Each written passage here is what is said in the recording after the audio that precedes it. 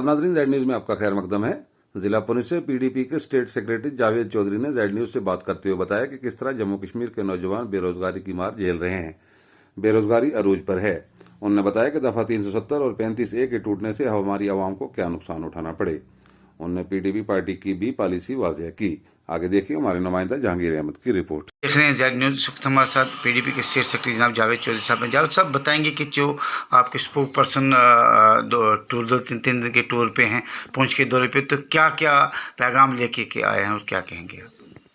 बहुत बहुत शुक्रिया जहांगीर साहब, आपने जो इम्पोर्टेंट मौजू था इस पर मुझे बात करने के लिए कहा।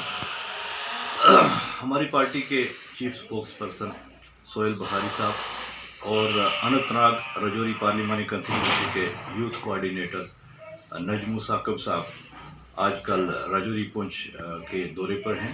तकरीबन एक हफ्ते का उनका ये दौरा है। ये दौरा जो है ये 16 तारीख से 12 तारीख से जो है वो शुरू हुआ था। 12 तारीख को 12 जून को पहली मीटिंग जो है वो पुंछ में मुनक्कद की गई थी, हवेली कंस्टिट्यूंसी की। उसके बाद मेंढर गए, फिर मेंढर से उन्होंने रजौरी प्रॉपर का जो है वो किया। कल कोटरंका में थे, आज मेरे ख्याल में वो नौशहरा और शादरा शरीफ करेंगे। और 18 तारीख को सुरनकोट में, 18 तारीख बारोज़ शनिचरवार जो है सुरनकोट में वो यूथ के साथ जो है इंटरेक्शन करेंगे और वहाँ जो है उनका दौरा जो है वो इख्तिताम पजीर हो जाएगा। तो सर यही बताएंगे जो बेरोज़गारी इस वक्त चल रही है, चाहे वो NHM, चाहे वो NYC डेली विजिट्स हैं वगैरह करके, इसके हवाले से भी आप क्या कहेंगे? किस तरह की पॉलिसी अगर आपकी सरकार आएगी तो किस तरह की पॉलिसी यूज़ के लिए रहेगी? देखें, जो 370 और 35A का एब्रोगेशन हुआ है, इसका असर तो रियासत जम्मू कश्मीर की तमाम आवाम के ऊपर हुआ है। सब लोगों का जो रोज़गार था, जो ज़मीन थी, जो उनके सियासी हकूक़ थे, जो समाजी हकूक़ थे, कोई भी चीज़ जो हम ले लें उसके ऊपर इसके बहुत बड़े असर पड़े हैं। और एक किस्म का हमसे हमारा जो हर किस्म का जो राइट है, हमारा तशक्कुस है, उसको छीना गया है। लेकिन दूसरी तरफ ये बात है कि अब अगर मैं अपनी बात कर लूँ तो मेरी उम्र इस वक्त 45 या 50 साल है। हमने ज़िंदगी का बड़ा हिस्सा जो है वो जी लिया है, वो देख लिया है। तो हमें शायद इसका उतना असर न हो। हमने अपना जो बनाना था बन लिया हमारे पास या नहीं बना। लेकिन जो नौजवान, जो नई पीढ़ी आ रही है, उसके ऊपर इसका जो है डायरेक्ट इम्पैक्ट है 370 और 35A का। क्योंकि कोई भी अगर नौकरी होती थी, कोई भी मुलाजमत होती थी पहले, तो वो रियासत जम्मू और कश्मीर के दरमियान ही, यहाँ के बच्चों के दरमियान ही उसका कंपटीशन हुआ करता था। उसकी वजह से हम बच्चों को रोज़गार जो है वो मैसर थी। आज कोई भी पोस्ट अगर जम्मू कश्मीर में निकलती है तो पूरे हिंदुस्तान के बच्चे जो हैं यहाँ फार्म भरते हैं रोज़गार के लिए। यहाँ केरला का बच्चा भी आता है, दिल्ली का बच्चा भी आता है, और उसके साथ मेरा मढ़ोट मड़ा या दूर दराज जो इलाके हैं उनका बच्चा जो कम्पीट नहीं कर पाता है। इसलिए डायरेक्ट असरात जो 370 और 35A के एब्रोगेशन के हैं वो यूथ के ऊपर हैं। यही वजह है कि हमने यूथ को ही चुना है। और मैडम ने बाकायदा डायरेक्ट किया है हमारी यूथ की टीम को कि आप यूथ के साथ जाके इंटरेक्शन करें, यूथ के जो है जज्बात, उनके एहसासात जो है उनको समझने की कोशिश करें कि आज हमारा नौजवान क्या चाह रहा है।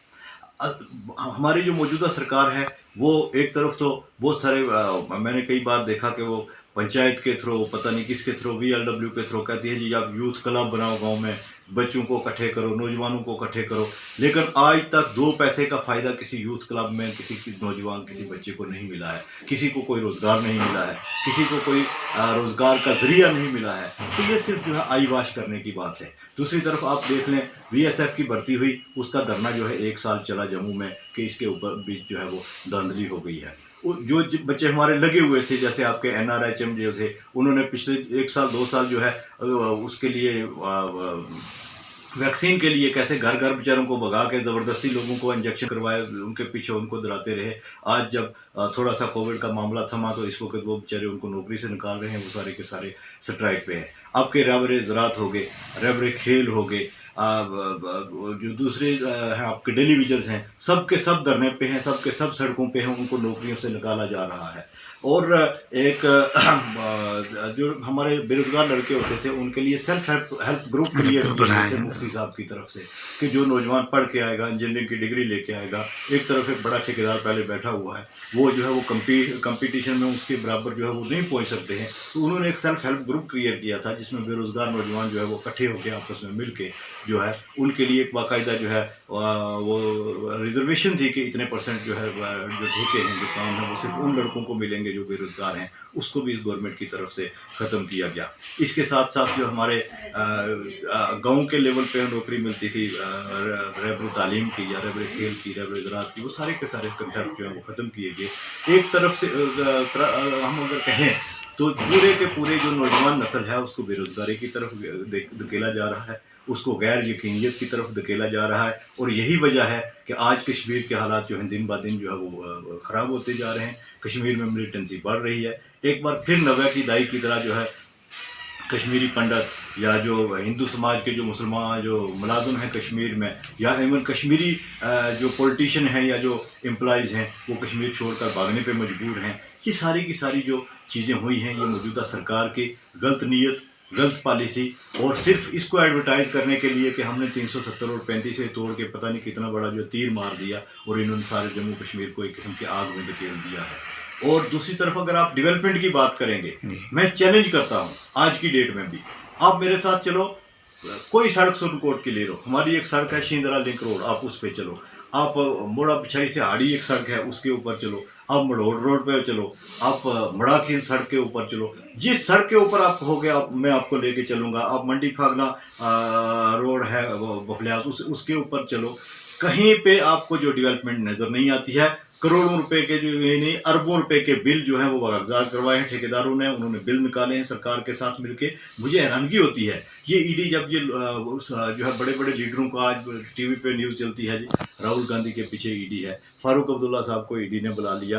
ये ईडी क्या यहाँ सोई हुई है, मरी हुई है? यहाँ ईडी को उनको नहीं दिखाई दे रहा ये फज बिल कैसे निकल रहे हैं, कैसे डेवलपमेंट का पैसा जो है इसको बंदर बांट हो रही है ऑफिसर्स के दरमियान और गवर्नमेंट के दरमियान, उसको ये नहीं पकड़ सकते हैं। इन्होंने जो है खुद इंकशाफ किया है कि 25-25 लाख रुपया जो है सब इंस्पेक्टर की लिस्ट में लिया गया, 40 करोड़ रुपया इकट्ठा किया गया है। बीजेपी का सदर कहता है 40 करोड़ रुपया जो है वो इकट्ठा किया गया है। ईडी कहाँ है, सीबीआई कहाँ है?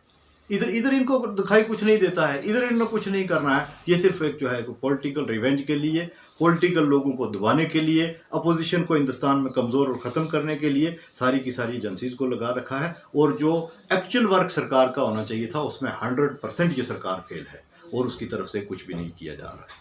तो जब सर आखिर में क्या कहेंगे, जो पैगाम लोगों को देंगे, यूथ को देंगे, क्योंकि आपको ज़्यादा इंटैक्ट यूथ से होना है, तो आने वाले चाहे इंतखाब हों या कुछ भी हों तो यूथ के इंटैक्ट आप क्या पैगाम देंगे? देखिए, नौजवानों को हम ये कहते हैं कि नौजवानों का आने वाला वक्त जो है वो नौजवानों का है, आने वाला दौर जो है वो नौजवानों का है। आज का बच्चा कल का शहरी, जो आज बच्चा है, जो आज बेरोज़गार है, कल उसी ने लीडर बनना है, उसी ने एडमिनिस्ट्रेटर बनना है, उसी के हाथ में इस रियासत जम्मू कश्मीर की बागडोर होनी है। इसलिए हमारा नौजवानों से ये गुजारिश है कि आप इसको म्यूट स्पेक्टेटर बन के ना देखें, आप सामने आएँ, आप फील्ड में आएँ, अपनी आवाज़ जो है उसको बुलंद करें। और हमने जब मुफ्ती साहब 2002 में आए थे उस वक्त अगर आपको याद होगा तो उस वक्त गवर्नमेंट की नौकरी जो थी इसके ऊपर पूरा बैन किया हुआ था, क्योंकि उस वक्त कुछ फाइनेंशियल क्राइसिस चल रहे थे। लेकिन मुफ्ती साहब ने उस क्राइसिस के दौरान के बावजूद यहाँ जो है रहबर तालीम, रहबर खेल, रहबर ज़राअत ऐसे जो है नई स्कीमें निकाल के जिनके ऊपर कम जो है फंड इन्वेस्ट होते थे और लोगों को रोज़गार मिलता था बगैर किसी रिश्वतखोरी के, पूरे जम्मू और कश्मीर में 2 लाख जो बच्चे थे उनको रोज़गार दिया था। सेल्फ हेल्प ग्रुप उन्होंने क्रिएट किए और जो बेरोज़गार हमारे इंजीनियर्स थे उनको जो है उनमें से आज बहुत सारे लोग आज हमारे बड़े बड़े जो लीडर बने हुए हैं यहाँ पे, ये सेल्फ हेल्प ग्रुप में इन्होंने काम किया, तब इन जो है ये माली तौर ठीक हुए और आज इतने अच्छे जो हैं वो लीडर बन गए।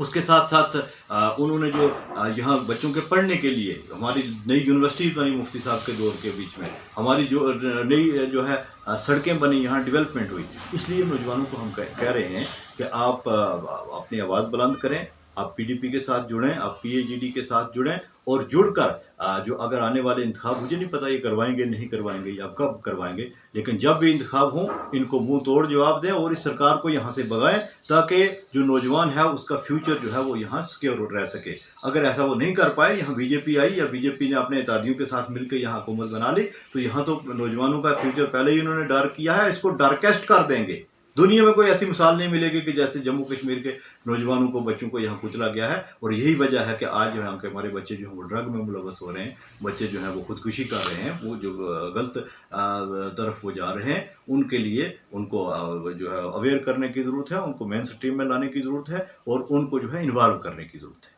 Thank you sir.